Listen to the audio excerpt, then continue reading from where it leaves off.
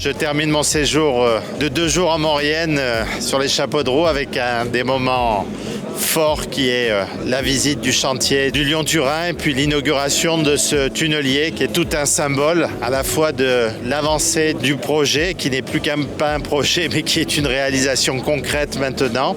Et puis on voit qu'il y a du travail qui doit continuer à se faire. Ce tunnelier va le faire avec des techniques assez extraordinaires, un des plus gros chantiers, si ce n'est le plus gros chantier en Europe à l'heure actuelle. Et puis une parfaite collaboration et entente avec nos amis italiens. Nous inaugurons le premier tunnelier d'une série de 7 qui va creuser les galeries du Lyon-Turin. Celui-ci fait 180 mètres. Il devrait entrer en fonction maintenant dans 3 ou 4 mois et creuser environ 10 mètres par jour. Le chantier va prendre une phase tout à fait différente et d'accélération en vue effectivement de l'ouverture à l'horizon 2033. J'ai eu l'occasion également, un petit peu plus tôt dans l'après-midi, d'échanger avec les élus de la Haute-Maurienne qui acceptent les désagréments de ce chantier parce qu'ils comprennent l'importance de ce chantier. Tout n'est pas terminé, loin s'en faut, mais en tout cas, c'est une étape supplémentaire, comme on le dit en bon français, step by step. Les élus du territoire ont été entendus. Nous avions demandé au ministre de pouvoir